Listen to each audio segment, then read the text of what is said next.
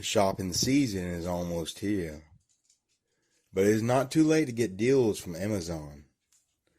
Prime is a service that offers many benefits to the subscriber. Not only 2-day delivery and great movies to watch, but also student discounts among others. Click the links in my description below to find out more. Now on to our video. The clock ticks no more. The house is dark and quiet. I can hear the clock ticking as it echoes in my room. The hallway is empty, as the rest of the house is. But I'm not alone. I take pills to help me sleep, but I'm always woken up in the dead of the night. I almost fear to go to sleep, 'cause it will return. I do not want to see it tonight, and sometimes I do not. Unfortunately, most nights I do. I watched television until the meds kicked in. My eyelids became heavier, and it was harder to keep them open. So I decided it is time for bed. The house was silent. So I thought maybe tonight I would get a good night's sleep. But I was wrong. Mistaken in my wishful thinking. For a few hours, I had the most blissful sleep, soothing and relaxing, with much needed rest. That's when I heard the clock ticking. The sound echoed in my head. I turned my head left and right on the pillow. Despite being under a thick blanket, I was getting extremely cold very fast. I did not want to open my eyes. I didn't want to look and see.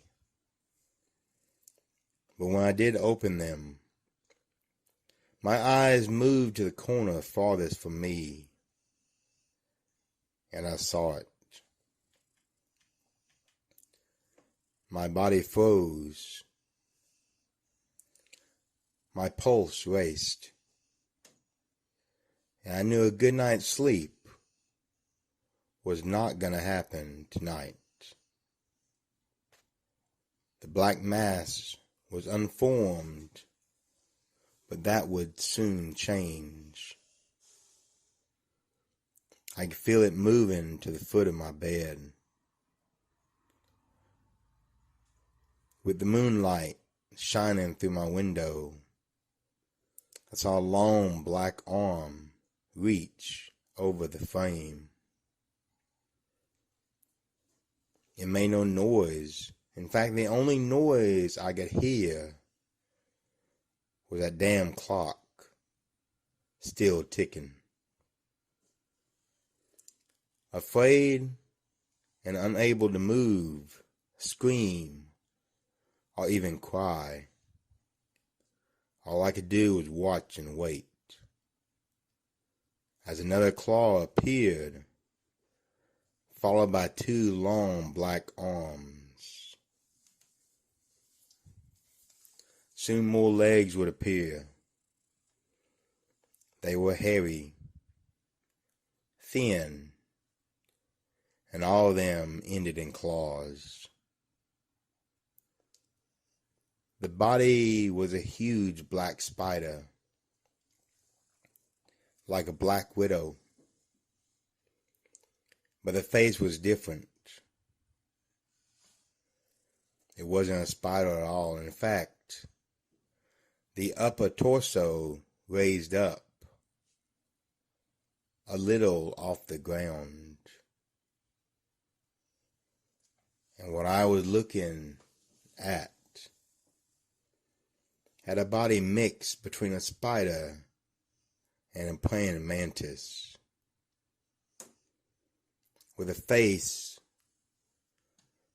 that would look more like the predator from the movies than a living creature that we know of. Its mandibles dripped a crimson liquid, and that liquid soon became web as it wrapped its web around my legs, blanket, sheets, and all. It held me pinned, my arms to my side. A scream finally escaped my mouth, echoing through the empty house, for no one to hear but me alone. I kicked and fought as best I could. This has happened so many times in my dreams, and I always woke up at the last minute. But then a disturbing thought entered my head. What if I can't escape this time? What happens if I can't wake up? The only answer I had was a ticking of a clock.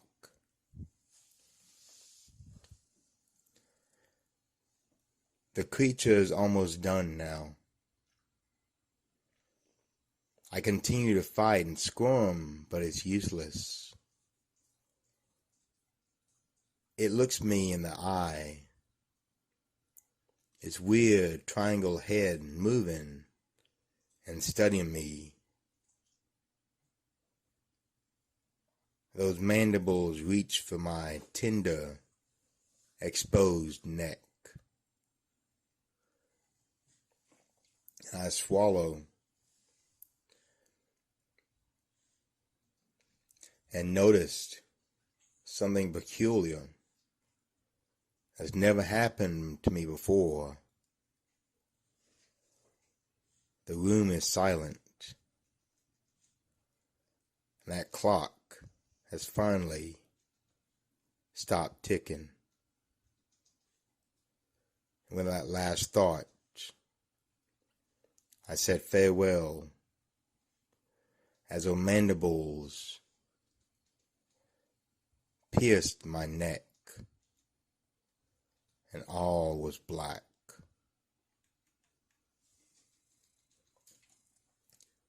Days later, the body of Mr. Wilson has been found in his home. It was wrapped up inside his blanket like a cocoon.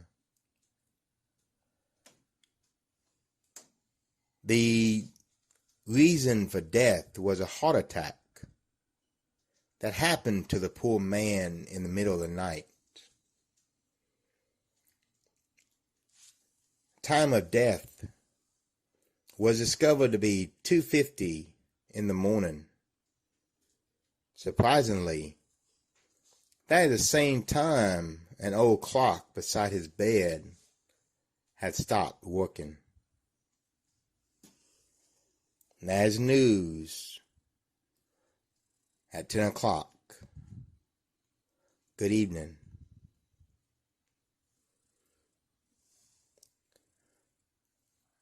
Come back.